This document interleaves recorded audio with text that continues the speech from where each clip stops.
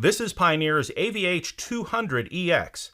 This is an in-dash AM/FM CD and DVD player with a 6.2-inch touchscreen. It's got multicolor illumination, a 13-band graphic EQ, and built-in Bluetooth for both hands-free calling and wireless streaming audio. Let's take a look and see what's in the box.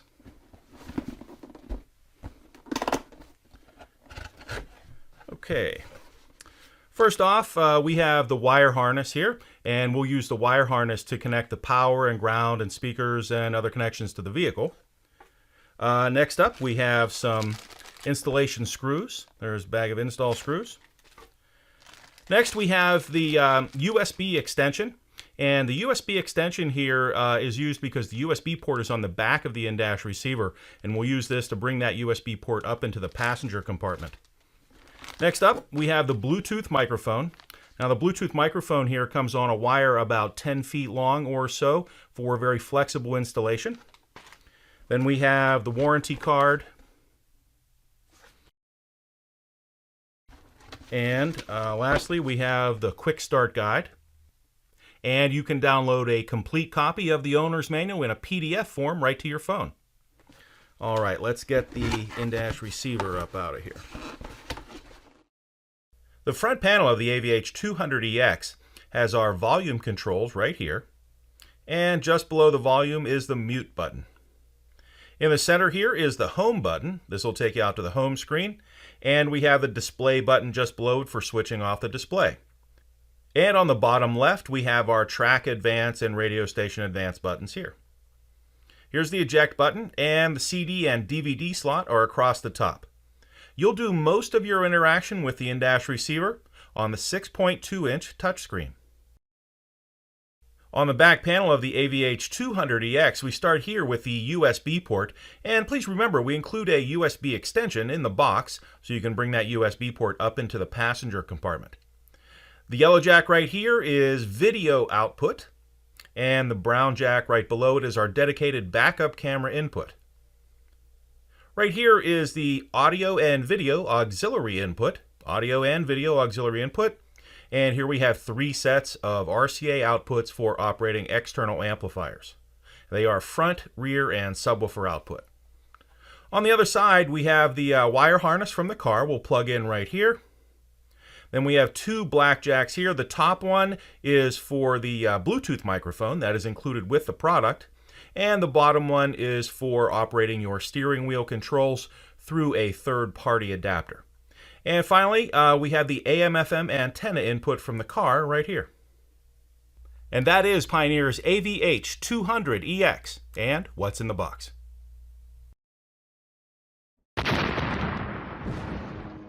Hey everyone, Seth coming to you from the Kenwood Training Department. Today we've got the new Kenwood Exelon DMX706S. This is a short chassis digital multimedia receiver that's Apple CarPlay and Android Auto ready, and so much more. We'll first take a look and see what's inside of the box and then go through some of the feature highlights. Let's take a look. As you can see here, one of the things that makes the DMX706S so unique is its short chassis mounting depth. It comes in at just under 3 inches, as opposed to a traditional double-DIN receiver that comes in at 6 to 7 inches in mounting depth. This really helps to increase the installation flexibility options that you have, as well as it allows for fitment in many vehicles where a traditional double-DIN couldn't fit. Now let's take a look at what else comes inside the box. Taking a look inside of the box, first you'll see the wiring and power harness with the parking brake switch wire. Then you'll have the microphone for hands-free phone calls. Of course, the receiver itself, and then the new short chassis mounting cage with the trim bezel. Then you'll have the new removal tools, the mounting screws, and some paperwork like the instruction guide and the warranty card, as the Kenwood Exelon DMX706S includes a 2-year warranty. Now let's take a look at the back side of the receiver. First, you'll see the reverse wire to be used with a vehicle's reverse trigger when installing a backup camera.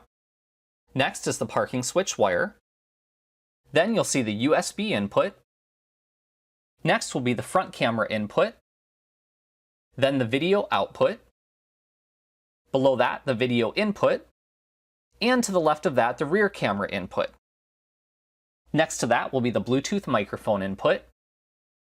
Then you'll have your audio output. And next to that will be your 3 sets of gold-plated 4-volt RCA pre-outs. Down below will be the AM/FM antenna input. Next, you'll see the audio input. Next to that is the input for the optional Sirius XM tuner, the SXV300. Next to that are your inputs for the optional iDataLink Maestro RR or RR2. And down below is your wiring power harness input. Now let's power the receiver on and take a look at the front. First, you'll have the IR sensor for the optional Kenwood KNA-RCDV331 remote control. Then you'll have your volume down and volume up buttons. Next to that is the attenuation button. Pressing this switches the attenuation of the volume from on to off. Next to that is the home button. Press this to display the home screen. Pressing and holding this for 1 second or more will turn the power off. When the power is off, press this again to turn the power back to on. Next to that is the menu button. This will display the pop-up menu screen. Pressing and holding this for 1 second or more will turn the display off. Next to that is the Apps button. This will display the Apple CarPlay or Android Auto screen if you have a phone connected. Pressing and holding this for 1 second or more will display the voice recognition screen. And next to that is the camera button. Press this to switch the camera display view from on to off. What's up, everybody? It's Chris from Alpine Electronics. Today I want to talk to you about an awesome radio that you've probably heard about. ILX W650. So as you know, it's got a shallow chassis, it's a great system building tool. It's going to give you lots of room for upgrades, really bringing out that Alpine sound out of your vehicle. So today I want to take a little time and I want to go through some of the options that are offered on our ILX 650. First thing I want to do is show you something cool using Google Maps. Second thing I want to show you is our dual camera inputs. There's a lot more expandability and a lot more options for that on the ILX 650. Third, I'm going to talk to you about why we have a shallow chassis and the distinct advantage we have at Alpine. So check this out. So if you go to Google Maps, you hit the little gear icon up here, you can select your traffic and turn on some live traffic. Another cool feature is if you hit satellite map, now it's going to give you a lot more detailed image. That looks awesome. Man, now the 650 looks great using those Google Maps with that satellite view and that traffic. We're getting where we need to go safely. But let's talk about the second feature here, dual camera inputs. What do I need dual camera inputs for? Well, maybe you live in the city, right? And you're parallel parking, camera in the front and the back. Bam! Well, maybe you got a big RV, right? You're going on vacation, you're towing a vehicle behind you, but you need to see what's up top. Put that secondary camera there, change the label, now you got a nice clear view. Maybe you got a newer vehicle, right? And you got a left or right camera. Guess what? You can retain those and actually label it as such on the ILX W650. Check out this quick video. Let me break it down for you. All right, so check it out. Let's select setup. Now we're going to go to camera. You'll see there's 3 pages. I can change and turn this rear camera on and off, and also the front camera. So we got front, side right and left, other 1 and 2. We can also relabel the primary. So now a distinct feature on page 2 is adjustment. So what's nice is we can actually do the brightness, the color, and the contrast. And this could also be done on the secondary camera. A lot of radios don't have that option, so we can really fine-tune the camera depending on where it's mounted.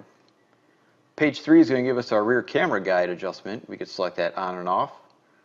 And now we can actually go to each individual cone and make adjustments. So if the camera's mounted off center, you can go ahead and fix your image right here to make sure that the backup lines are exactly where you need to. If you get messed up, you can hit reset and you're done.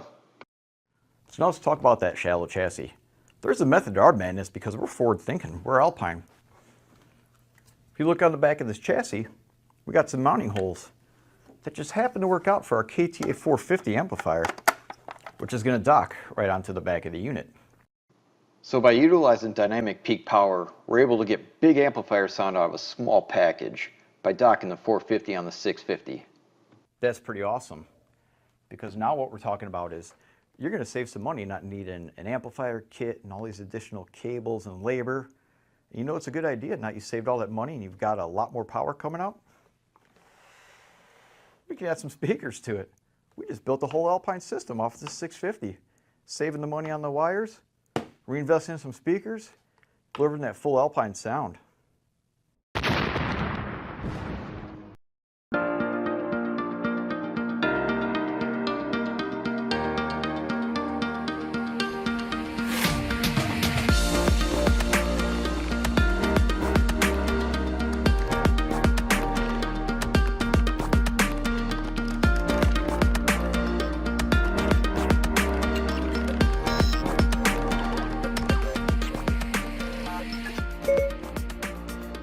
Navigate home.